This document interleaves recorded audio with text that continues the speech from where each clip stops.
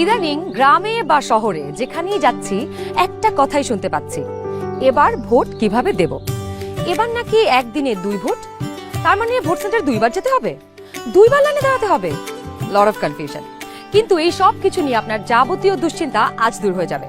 চলুন দেখি আগামী ত্রয়োদশ জাতীয় সংসদ নির্বাচন এবং গণভোটের দিন আমরা কিভাবে ভোট দেব। ভোটের দিন একদম সকালবেলা আপনার ভোট কেন্দ্রে চলে আসবেন। নারী পুরুষ ঠিক এইভাবে আলাদা আলাদা লাইনে দাঁড়াবেন। লাইনের শুরুতেই আপনার ভোটার ক্রমিক নাম্বার উল্লেখ করে লেখা থাকবে আপনি কোন কক্ষে ভোট দেবেন। ভোট কেন্দ্রের কোন কক্ষে আপনি ভোট দিবেন সে বিষয়ে আনসাররাও আপনাকে সহায়তা করবেন। এরপর আপনি সোজা চলে যাবেন আপনার ভোট কক্ষে। কিভাবে নারী এবং পুরুষ ভোটারদের আলাদা রুমে ভোট গ্রহণ করা হচ্ছে চলুন দেখে আসি। কক্ষগুলোর বাইরেও ভোটার ক্রমিক নম্বরগুলো লেখা থাকবে। প্রথমেই একজন পোলিং অফিসার আপনার নাম এবং ভোটার নম্বর জিজ্ঞাসা করবেন।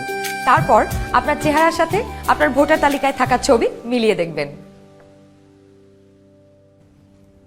এটা আমি, এখানে একটু খারাপ আসছে ছবি। বাবার নাম আনিসুজ্জামান। ভোটার আয়শা খানম, ভোটার নং 0157। প্রথম পোলিং অফিসার আপনার নাম এবং ভোটারের ক্রমিক নম্বর জোরে উচ্চারণ করবেন, যেন কক্ষে থাকা সহকারী প্রিজাইডিং অফিসার এবং পোলিং এজেন্টরা শুনতে পারেন। এরপর দ্বিতীয় পোলিং অফিসার আপনার আঙুলে অমোচনীয় কালি লাগিয়ে দেবেন। তারপর আপনি চলে যাবেন সহকারী প্রিজাইডিং অফিসারের টেবিলে। প্রিজাইডিং অফিসার আপনার ভোটার নাম্বার লিখে আপনাকে 2টো ব্যালট পেপার দেবেন। জানি এবার গণভোটের জন্য গোলাপি ব্যালট, আর সংসদ সদস্য নির্বাচনের জন্য সাদা কালো ব্যালট। বাহ! ব্যালট পেপার নেবার সময় আপনাকে স্বাক্ষর করতে হবে। আপনি চাইলে টিপসই দিতে পারেন। দেশের চাবি আপনার হাতে। ব্যালটের সাথে দেওয়া হবে সিল মারার জন্য একটি রাবার স্ট্যাম্প। আপনি 2টি ব্যালট এবং রাবার স্ট্যাম্প নিয়ে ভোট দেবার গোপন কক্ষে যাবেন। এবার কিন্তু সময় বাঁচানোর জন্য অনেক ভোট কেন্দ্রেই 2টো গোপন কক্ষ থাকবে, যাতে একই সময়ে 2জন ভোটার 2টো গোপন কক্ষে ভোট দিতে পারেন। গোপন কক্ষের ভেতরে আপনি কিভাবে ব্যালটে সিল দিবেন চলুন দেখি। গণভোটের গোলাপি ব্যালটে হ্যাঁ এবং না 2টো ঘর থাকবে। সংস্কার বা পরিবর্তন চাইলে হ্যাঁতে সিল মারুন।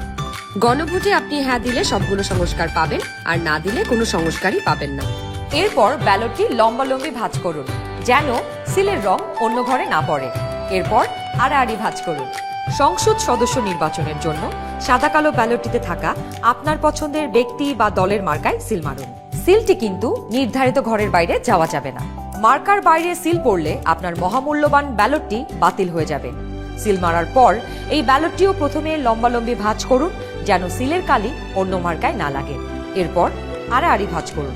এবার গোপন কক্ষ থেকে বের হয়ে স্ট্যাম্পটি সহকারী প্রিজাইডিং অফিসারকে ফেরত দিন এবং একই ব্যালট বক্সে 2টি ব্যালট পেপার ফেলুন। ব্যাস, হয়ে গেল একদিনে 2 ভোট। একদম সহজ, তাই না? তাহলে নিশ্চিন্তে ভোটের দিন চলে আসুন আপনার ভোট কেন্দ্রে, আর ভোট দিয়ে বুঝে নিন দেশের মালিকানা, দেশের চাবি আমাদের হাতে।